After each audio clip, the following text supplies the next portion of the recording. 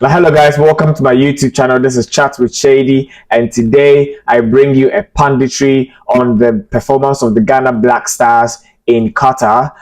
Precisely, we'll be looking at our performance with Portugal as we played some couple of days ago, as well as the succeeding games between Uruguay and South Korea. So don't go anywhere. This is the sweet milk you need in your cup of tea while you'll be sipping and then watching the Ghana Black Stars play. So don't go anywhere. I'm going to join you shortly.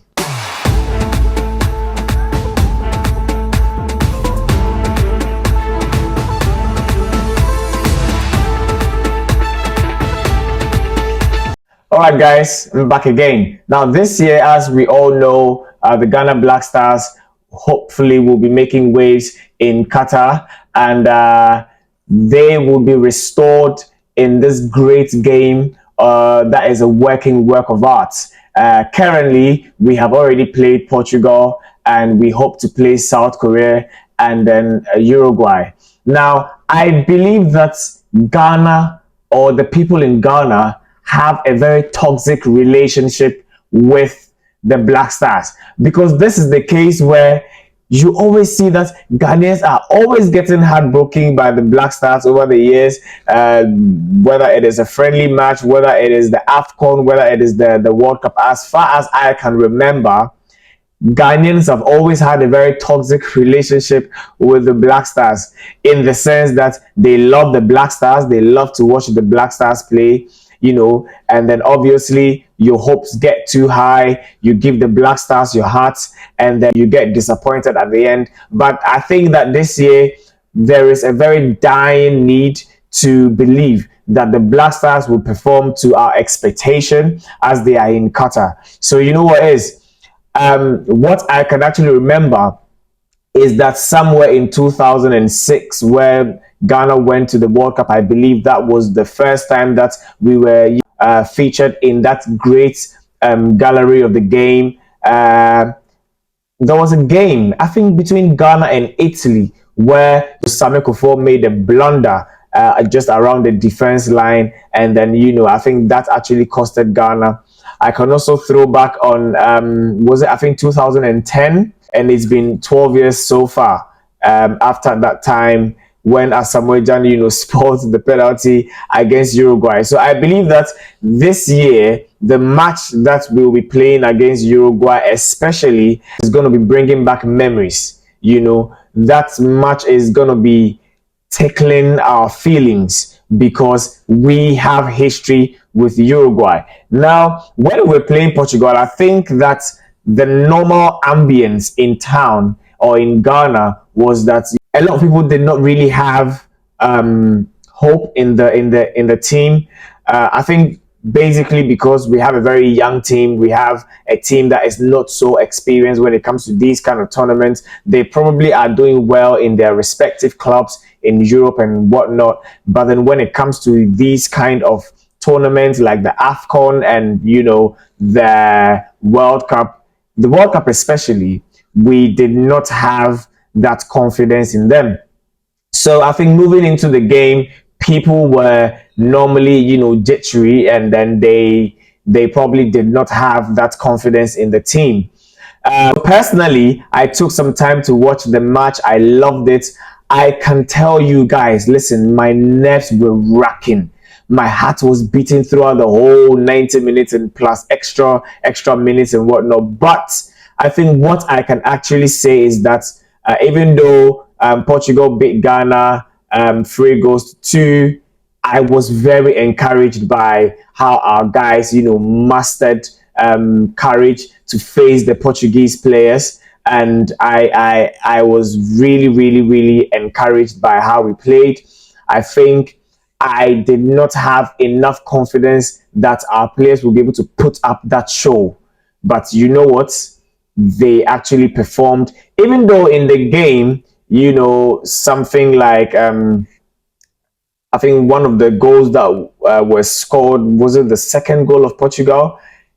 I believe it was a very clear offside. There were some violations in the game that I believe that if these violations were attended to, the scoreline wouldn't have actually ended up being what it was. as well as we had a late opportunity to equalize, making it 3-3, and life happened. That video actually still keeps playing in my mind. So, in today's episode, ladies and gentlemen, I will be delving deep into the vibe before the match, as I've already said, and then obviously when the match started. I believe that there is a need for us to quicken our attack because defensively we were really good. Looking at the fact that we're able to block most of the chances of the Portuguese players. So I believe that defensively we were really good. We did well in the midfield. Before Dede Ayew left the pitch, we were really playing really good.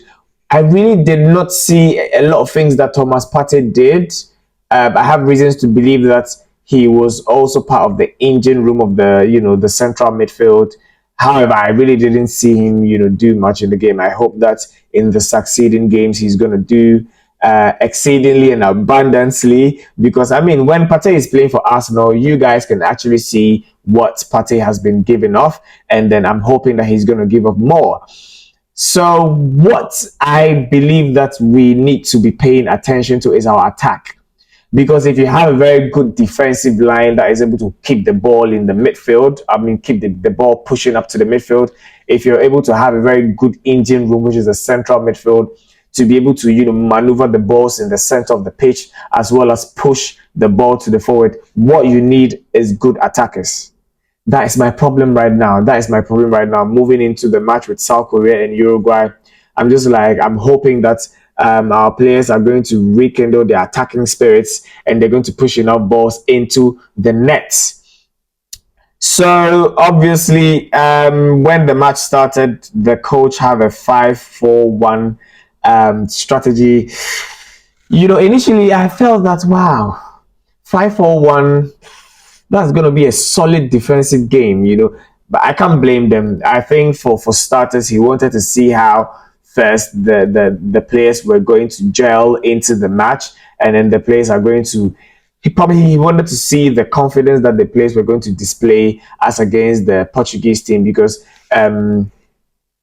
looking at the Portuguese players, looking at the Uruguay players, as well as the South Korean players, I think the Portuguese players really had a lot of rating. So there was every need to make sure that we were able to go boot for boot with the Portuguese players, and that would give us a fair idea of how we were going to perform with the South Koreans and the players from Uruguay. And personally, I have a very big problem with the substitutions that he made. Yes, there have been people saying that he did that because I think Kudus and Andre Ayew had yellow cards already, and then it was a tactical way to keep them not to get another yellow card and then miss the next match. So these were the observations that I made, and I feel that moving forward, our hopes are high.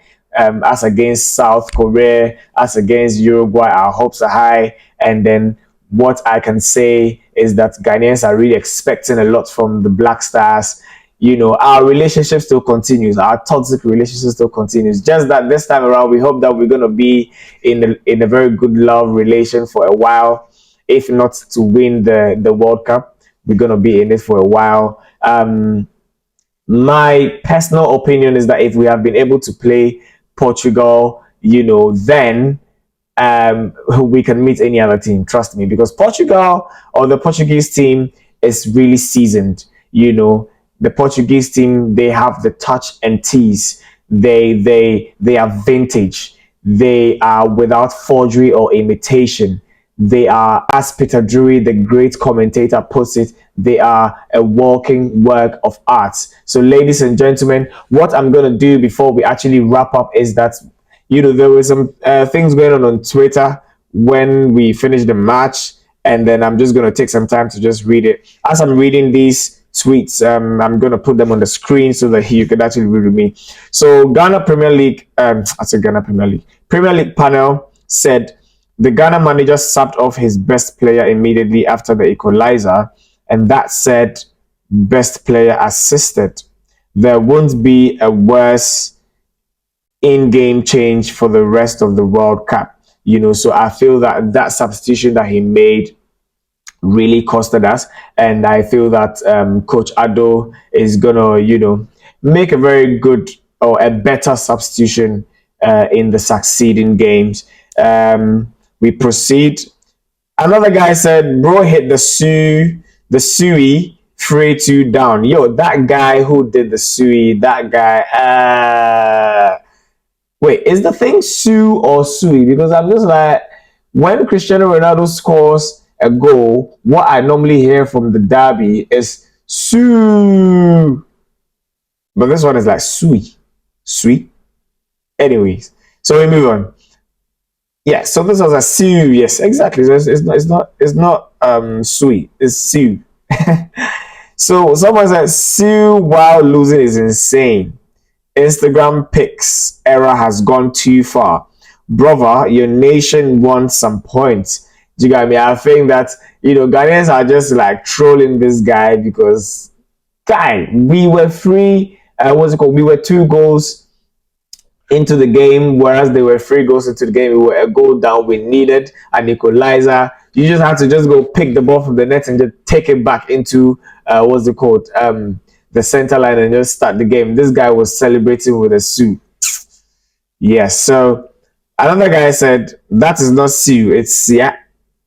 Ghanaians on Twitter do the most.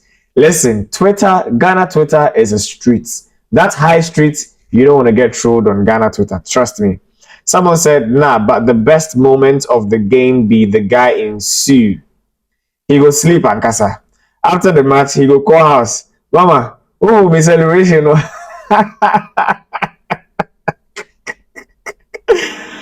Now, like, literally, that is what a lot of people are going to do, especially when you've had such a very good moment on the world stage. You're going to call your mom, hey, ma, Charlie, will be celebration.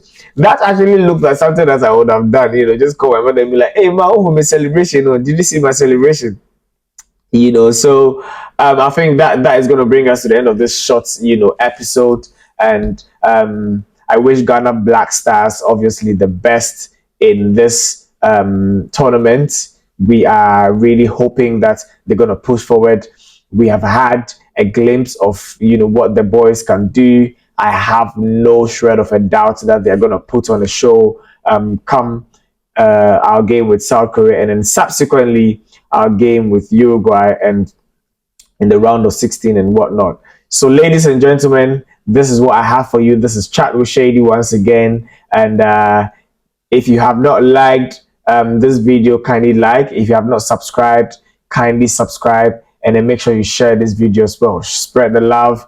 And then let's, support this good work that is being done. So, ladies and gentlemen, whenever I'm signing out, as I always say, Makramo.